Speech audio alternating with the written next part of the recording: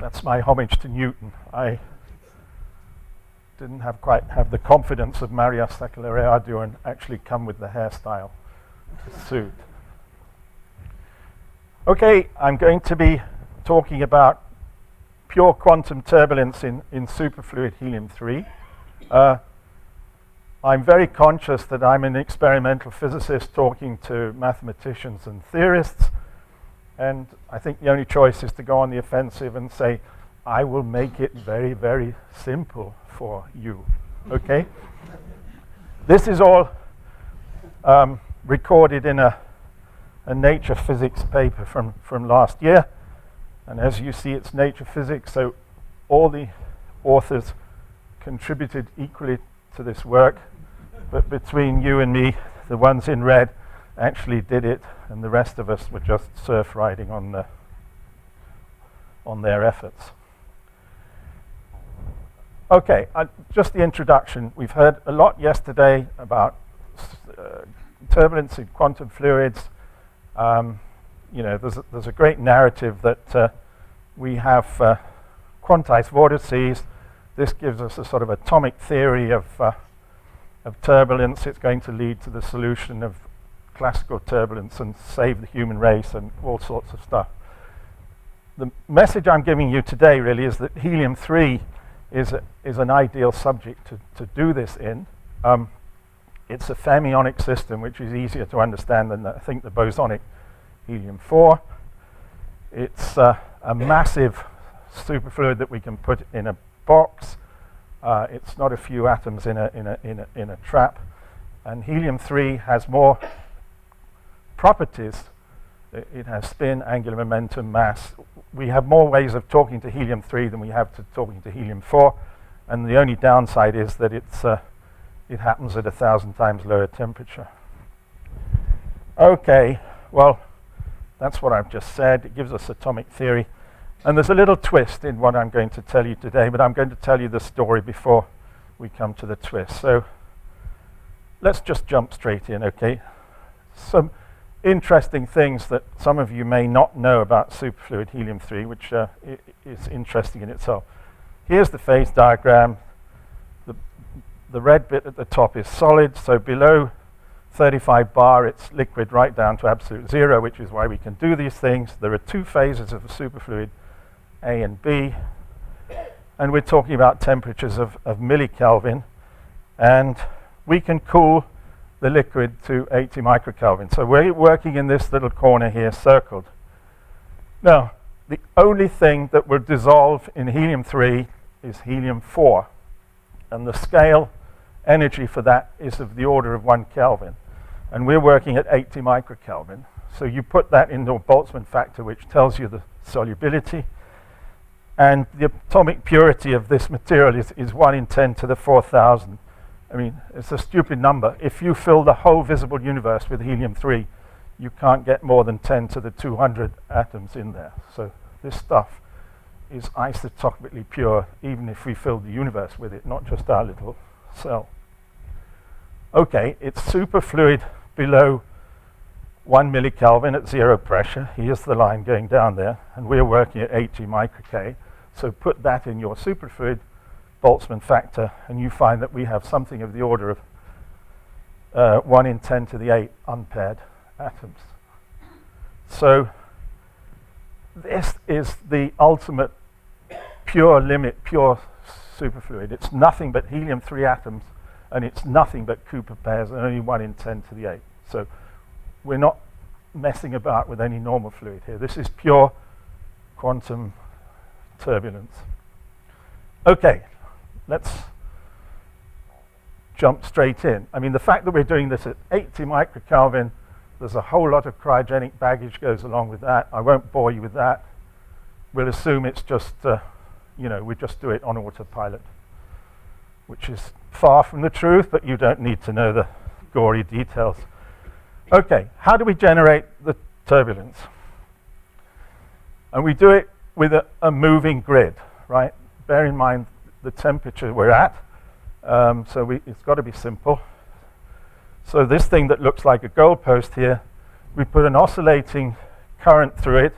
We have a vertical magnetic field, And as the current oscillates backwards and forwards, the Lorentz force will just set it into motion at its resonant frequency. So here we go, we can make it just wag backwards and forwards. So this is a grid there with little holes of the order of tens of microns apart. And in the foreground, we have a vibrating wire, which is working on the same principle, which is what we use for detecting the system, but we'll come back to that. Right. How does the grid produce the vorticity? Well, let's have a look. Here's a sort of microscopic picture of the grid. Here's a vortex loop that we've managed to get stuck there by being nasty to the material. And we will oscillate the grid. And this loop must have some Kelvin resonance at the sort of half wavelength, roughly, of that Kelvin resonance. If we put a flow at that frequency, we should start stimulating that resonance. So we get something like this. Here's our grid going backwards and forwards. We get this loop oscillating, okay? If we are a bit more violent, it will get worse, but note, we're only looking at the loops which have this particular size. Bigger loops won't respond, small, it's a resonant process. So if the thing becomes violent enough, I couldn't be bothered to calculate moving the grid this, so you'll have to imagine it. The thing finally crosses itself, recombines, and it produces a ring over and over again by a repetitive process. And of course, the rings are all similar size. So we're not producing vorticity, we're producing a gas of photons, I think is the right word. And we know this from older measurements we've made. So here's our main bit of equipment. This is a black body radiator for quasi-particles in superfluid helium-3. The 1 or 2 particles that are not paired are going to act as a gas. So we have a little box and we have a hole in the side. And if you believe what we were told last night, gamma rays may come out of this little hole, but if they do, we are in serious trouble, I can tell you with this experiment.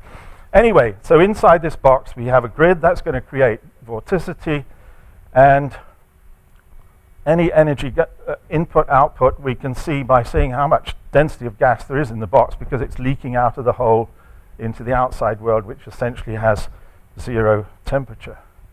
And if you want another ooh-ah bit, these are the coldest mechanical objects ever used by the human race. We have to say that to our funding council to get them off their seats and do something.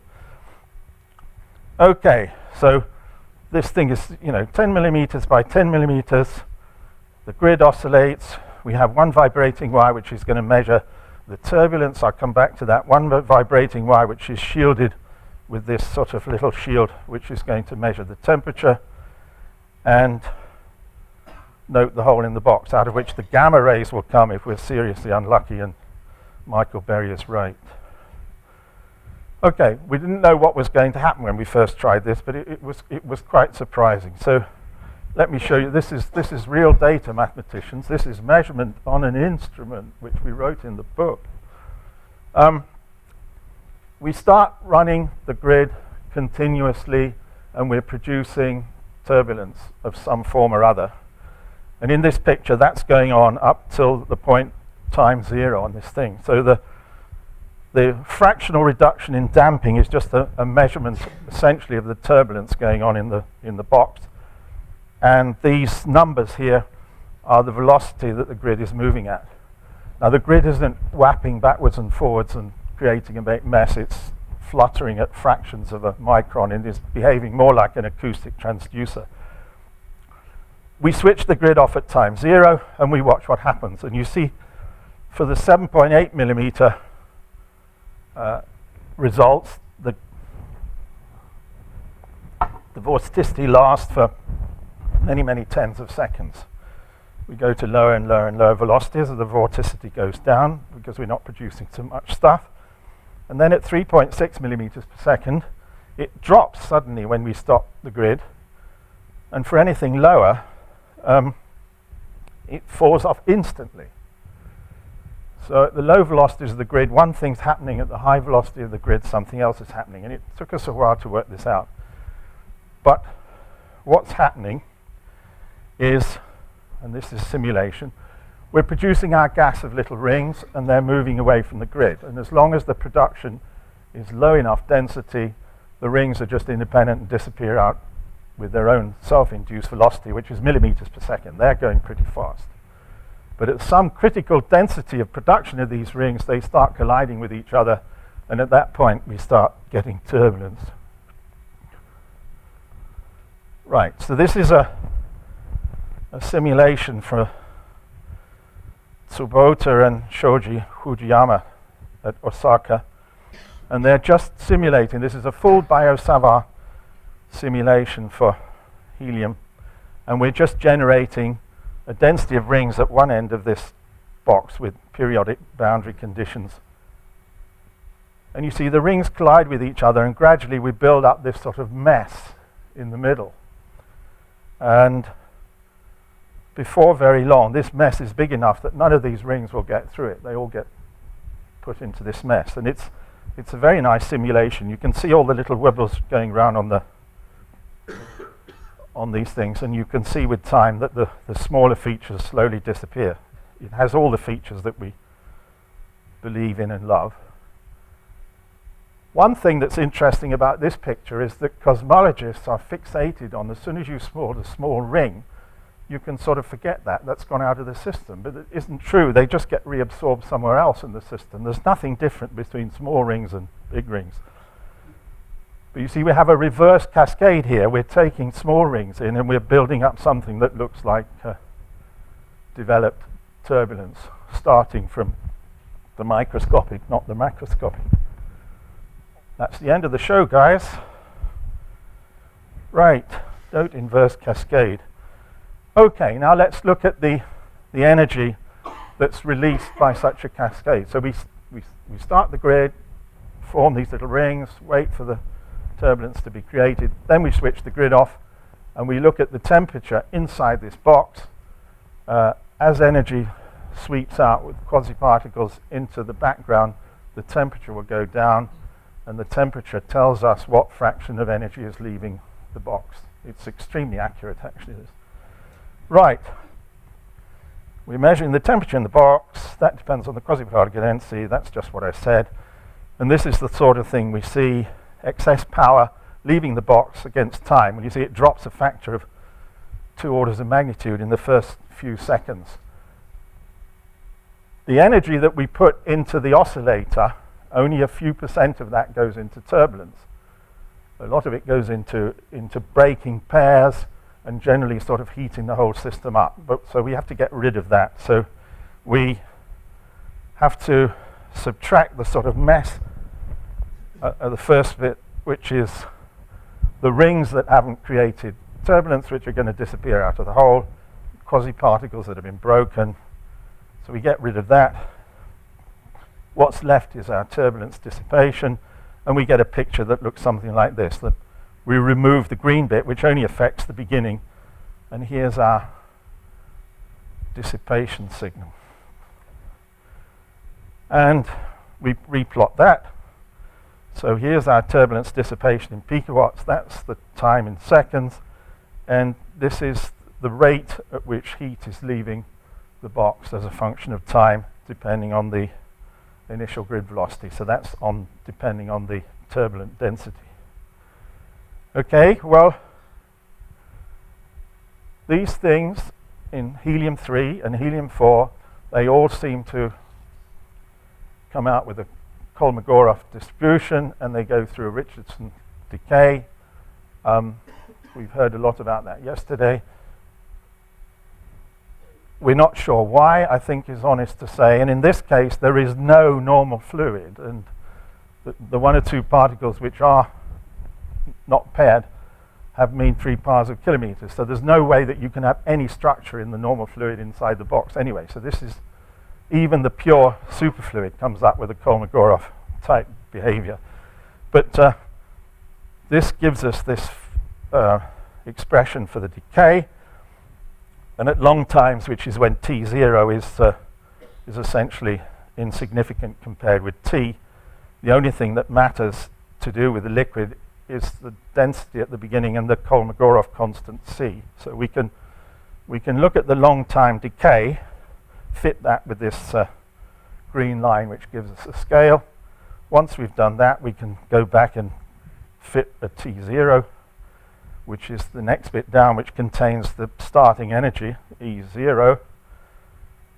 We get a Kolmogorov constant that makes it work, which is about 2, which is what we get for classical liquids anyway. It's all very weird.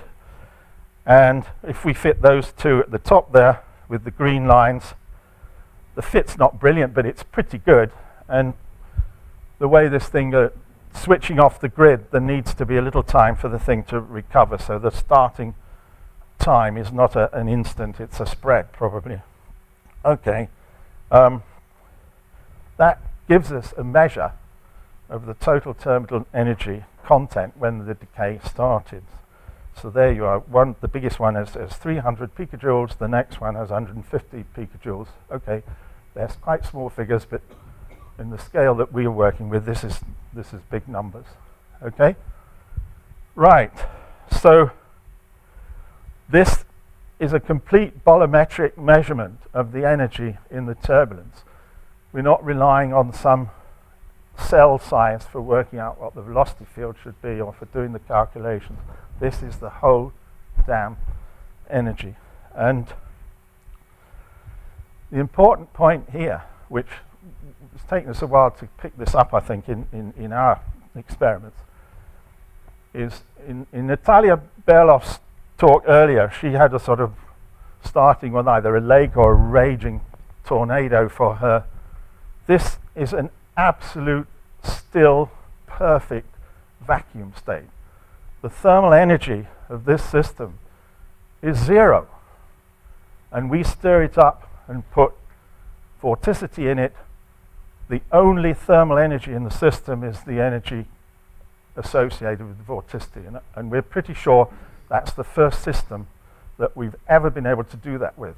You imagine trying to measure the vortex energy in a hurricane in the Atlantic. The kinetic energy of the atmosphere is piddling compared with, how you see the clouds and all this other stuff. So this is a new...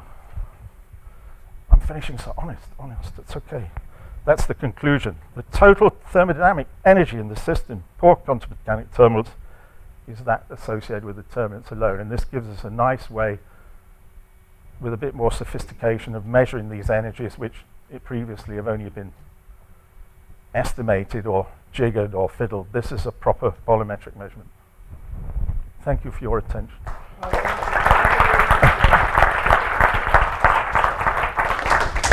An amazing conclusion. Questions? You talked at the beginning about the difference between helium-3 and helium-4. Could these experiments have been conducted in helium-4, or is that not possible? I'm beyond my comfort zone here because Joe is sitting there somewhere. In principle, yes, but in helium-3, I think we have more tools for looking at the material. It's convenience, not principle, I would say, yeah. It's you have a good thermometer, I think, in the vibrating wire, which is, we don't have the helium-4. Is that right? They could do it, but they haven't, I think is the answer, isn't it? No, I mean, the final conclusion is well, perhaps it's not true. We can go to temperatures where there is essentially no normal fluid density because we have a BCS dispersion curve, so we can get well below the minimum. In helium-4, you've still got phonons around it. There are some advantages in helium-3. It's more addressable. But in principle, the two are the same, I would say. So in your slide, Q is the energy. Yeah. Dot is energy dissipation. Yeah. So and it is time to the power -3. Your slide showed. Yeah. And I wonder it is a little faster than real fluid turbulence. The power. I mean that's the decrease of the power. It's okay. It's following the rules. Honest. Okay. Yeah. you very much.